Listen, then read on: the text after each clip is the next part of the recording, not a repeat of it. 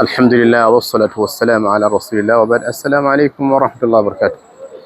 Wannan shine masallacin Quba, masallaci mai alfarma na biyu a nan garin Madina. Wanda daga cikin falalan Madina shine babu wani gari a duniya da ya tara masallatai guda biyu dukansu masu falala in ba garin Madina ba. Wannan masallacin Quba yana da falala masu yawa. Daga cikin falalansa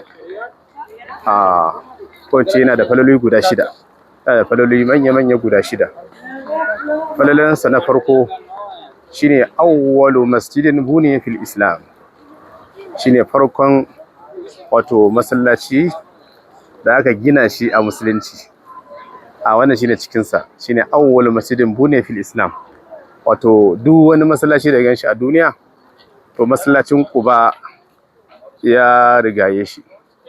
Masallacin Quba shine mai gidansa, masallacin Quba shine baban shi. Wato ya girmi duk wani masallaci, shine farko wanda annabi ya fara ginawa yayin da ya zo garin Madina.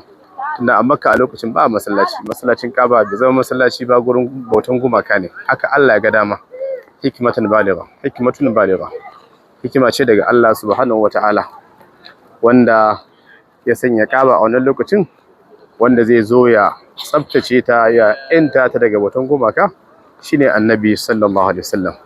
To da ya zo ya da zango a wannan gari mai albarka, garin Madina, to iyakacin nan, domin tana ake zuwa Madina daga Makka, sai ya da zango a gurin kawunansa ya gina wannan masallaci tare da Abubakar da Umar da sauran sahabbai. Aka yi wannan gini.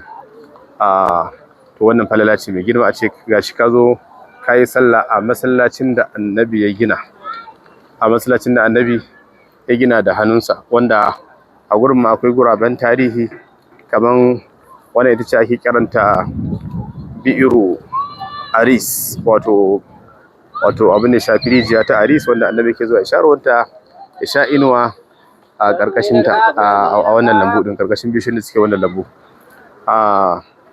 Falalan wannan masallaci na biyu shine sallah ɗaya a cikinsa kamar umara ne.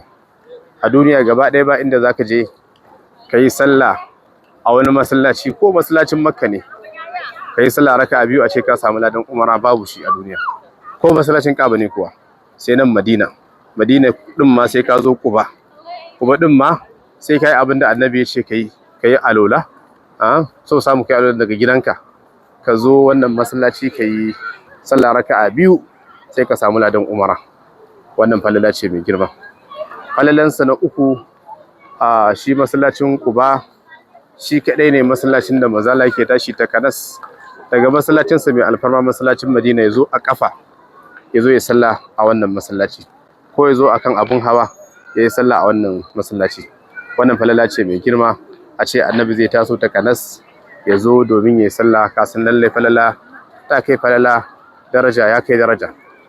Daga cikin falalan wannan masallaci mai albarka shine annabi sallallahu alaihi wasallam duk sati yakan kawo masa ziyara, duk sati fa yakan kawo masa ziyara duk sati. Ba zai yi a ce an yi wata guda ba sai annabi ya zo wannan masallaci sau hudu. To ashe kai idan ka zo sau hudu ka yi koyi da annabi ne. In ma ka zo a rana sau biyu ma baka yi kuskure ba. In ma ka ce duk salolinka za ka yi wannan masallaci baka yi kuskure ba. Ka dace da gurabai wanda ake neman albarka da su, wato masallatai, musamman masallacin da albarkansa ya tabbata shine masallacin Quba, cewa sallah ɗaya za a baka ladan kaman kayi wato umara. Wannan shine masallacin Quba, wanda da alƙiblansa yana kallon wato arewaci ne, alƙiblansa yana kallon Baitul Maqdis ne, amma a zamanin annabi aka tabbatar da shi ya kalli ina, ya kalli Ka'aba, amma da ana kallon Baitul Maqdis ne. Falalansa na hudu shine wannan masallaci mai albarka da shaidan da Allah ya masa cewa annahu masjidun ussisa ala taqwa, to an gina shi akan tsoron Allah. Masallaci ne an gina shi bisa ga tsoron Allah. Kun ga ma yara karatun Qur'ani suke yi, karatun Qur'ani mai girma, alƙoƙi.